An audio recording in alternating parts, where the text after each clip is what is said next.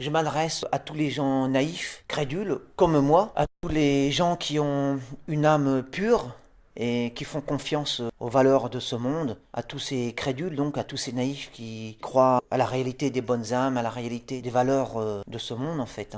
Bon, alors je vais parler des obsèques. Quand vous avez un proche qui décède et vous faites les démarches nécessaires, le défunt avec souscrit un contrat. Bon, vous téléphonez et au bout du fil, vous avez la voix mielleuse, toute douce, sereine de l'agent des assurances et vous avez l'impression d'être compris, d'être respecté. C'est normal, tout ça se passe dans des formes vraiment adéquates, des formes sereines, douces, etc. Mais alors là où vous êtes naïf, là où je suis naïf, là où le monde est abject, quand on y réfléchit, mais réfléchissez.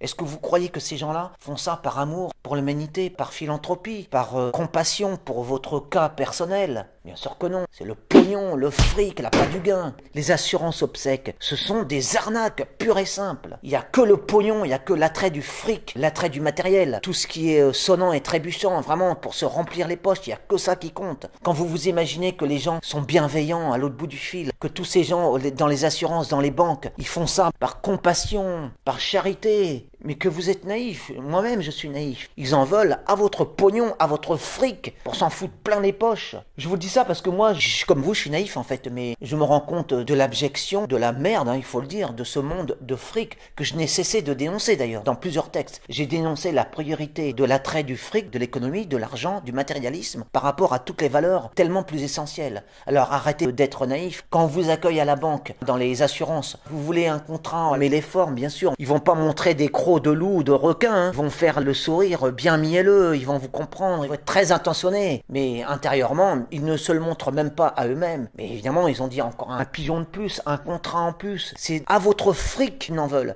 Et tous ces gens, ce sont les mêmes que vous, c'est-à-dire tous ces gens qui en veulent à votre fric, sans se l'avouer à eux-mêmes. Raison de plus, sans vous l'avouer à vous non plus, bien sûr. Eh bien, ces gens-là réagissent comme vous. Quand ils assurent eux-mêmes leurs proches et qu'il y a un décès, ils tombent dans ce piège. Ce qui fait le monde actuel, le monde terrestre, c'est l'appât du gain, c'est le fric, le pognon. Ne vous faites pas d'illusions. Si vraiment c'était par philanthropie, par amour de l'humanité, eh ben ils vous le feraient sans frais, ils vous le feraient gratuitement. Comme on fait des choses gratuites dans la vie. Dans la vie, on fait des choses qui sont gratuites, par amour du prochain, par philanthropie. Ça existe la gratuité. Mais là, évidemment, nous sommes dans un système économique et tout est facturé. Alors regardez sur Internet, c'est incroyable le nombre d'arnaques par rapport, par exemple, aux assurances aux obsèques. Il y a des arnaques partout. J'ai regardé, les gens se plaignent du fait d'être arnaqués, du fait des contrats qui cachent des choses. En fait, faut repayer après. C'est toujours une affaire de pognon, pognon, pognon. Le fric, il n'y a que ça qui compte dans ce monde. Le fric. Et c'est pour ça que je fais souvent l'apologie de la gratuité, de la philanthropie, des choses qu'on fait gratuitement. Comme moi, je fais, par exemple, on me demande des textes. Des gens me demandent de me payer. Ils me demandent à me payer. Je dis non, je fais ça gratuitement.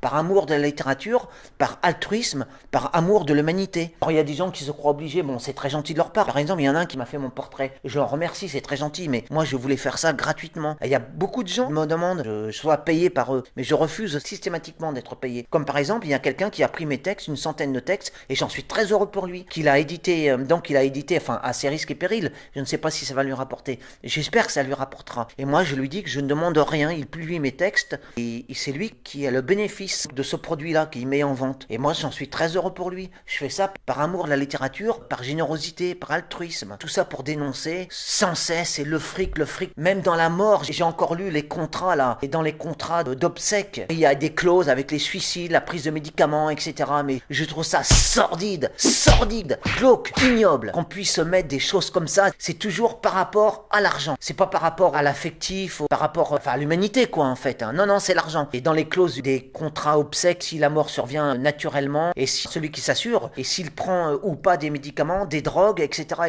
cette comptabilité se calcule sur la mort, mais c'est sordide. Et c'est ça que je dénonce. Arrêtez d'être naïf, ne soyez pas naïf. Ils en veulent tous à votre pognon.